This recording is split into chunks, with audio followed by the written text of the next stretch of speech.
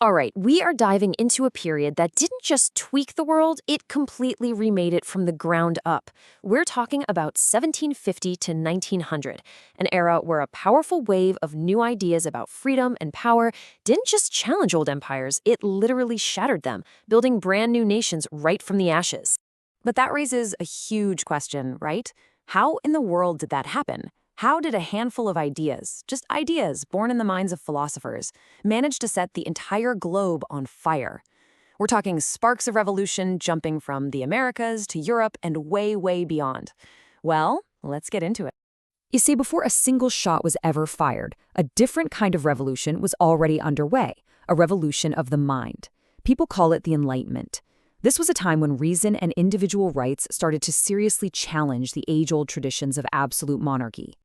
At its core, the Enlightenment was pushing this really radical idea that government should be based on logic and what's best for the people, not on the so-called divine right of kings. Thinkers, the philosophers, started asking some pretty dangerous questions. Questions like, hey, why does a king get to have all the power? And don't all people have some basic rights just, for being human? And this one idea, right here, became the philosophical fuel for everything that followed. The philosopher John Locke argued that every single person is born with unalienable rights. This quote, adapted straight into the American Declaration of Independence, was a bombshell. It meant that your rights didn't come from a king or a government, they were yours, just because you were alive. So that's the big question, isn't it? How do these abstract ideas about rights and reason actually turn into real-world action? Well, in America and France, these Enlightenment ideals were about to be put to the ultimate test, and it sparked some of the most violent, world-changing conflicts in history. Now, while both revolutions were drinking from the same Enlightenment well, their goals were actually pretty different. You had the American colonists, who already had some experience with self-government. For them, the fight was about gaining independence from a distant empire. But in France? Oh, the fight was to tear down and completely remake their entire society from the inside out. And if you want to know why the French Revolution was so explosive, you just have to look at this. French society was split into what they called the three estates. Look at those tiny little slivers for the clergy and nobility. That's just 3% of the population. Yet, they held almost all the wealth and all the power. And that massive slice, the other 97%, that's the commoners. They had basically no say in anything. This staggering imbalance was a powder keg just waiting for a spark. And when that spark finally hit, wow, events just cascaded with breathtaking speed. In 1789 alone, the commoners just declared themselves a new government, the National Assembly. And then crowds stormed the Bastille, a huge symbol of royal tyranny. But the path forward was anything but smooth. It led through the radical and bloody Reign of Terror and eventually ended with the rise of Napoleon Bonaparte. It was the chaotic, violent birth of a whole new era. But here's the thing, those revolutionary ideals of liberty, equality, and fraternity, they couldn't be contained within France's borders. It's like they leaped across the oceans, inspiring people all over the world to start fighting for their own freedom and their own right to rule themselves. And maybe the most radical revolution of them all happened in Haiti. This wasn't just about swapping out a government. This was a successful uprising of enslaved people against the entire brutal system of slavery itself. Led by the military genius Toussaint Louverture, they defeated not one, not two, but three European powers, France, Spain, and Britain, to create Haiti, the very first independent Black republic in the Western Hemisphere. Just an incredible story. Meanwhile, all across Latin America, the push for independence from Spain was being led by the Creoles. These were people of European descent who were born in the colonies, like the famous Simón Bolívar. And they were successful. They established a bunch of new nations. But, and this is a big but, the old social structures often stayed exactly the same. Power just shifted from one elite group in Spain to another elite group in the Americas, with very little changing for most women and the lower classes.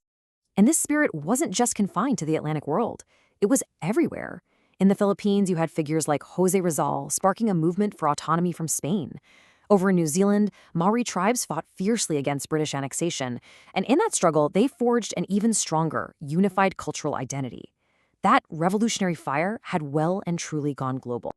But nationalism wasn't only about breaking empires apart. It was also an incredibly powerful force for creation. It was like a glue that could be used to build brand new nations by unifying people who shared a language, a culture, and a history. And the strategy behind a lot of this nation building often came down to something called realpolitik. It's a German term, and it basically means realistic politics. It's a super pragmatic approach where leaders focus on national power and practical goals, and they'll often use any means necessary to get there, instead of being tied down by some grand ideology. And right here, we have two absolute masters of realpolitik at work. In Italy, you had Count di Cavour, who skillfully used diplomacy and alliances to kind of stitch together the patchwork of states on the Italian peninsula. Meanwhile, over in Germany, Otto von Bismarck took a much, let's say, direct approach. He famously declared he would unify the German states not with speeches, but with blood and iron, using raw industrial might and military force. And by 1871, their work was done. In what was really a blink of an eye in historical terms, the map of Europe was completely transformed. Two major new powers, a unified Germany and a unified Italy, now stood where there had just been a collection of small states. This changed the continent's balance of power forever. So, after all that conflict, all that chaos, and all that creation, what's the lasting result? Well, the legacy of the Age of Revolutions is, quite simply, the world we are all living in today. So, what's the bottom line here? First, the idea of universal human rights became this powerful global force that still inspires movements today. Second, the idea that people deserve a say in their own government became a fundamental expectation. Third, nationalism emerged as the main tool for building new countries. And finally, putting it all together, the political map of our modern world was just fundamentally redrawn. This whole era really established the principles that so many of us live by today. But that leaves us with one last big question to think about. These revolutions built the foundations of our modern world, for sure. But are the ideals they fought for, liberty, equality, self-determination, are they ever fully realized? Is the work of revolution ever truly finished?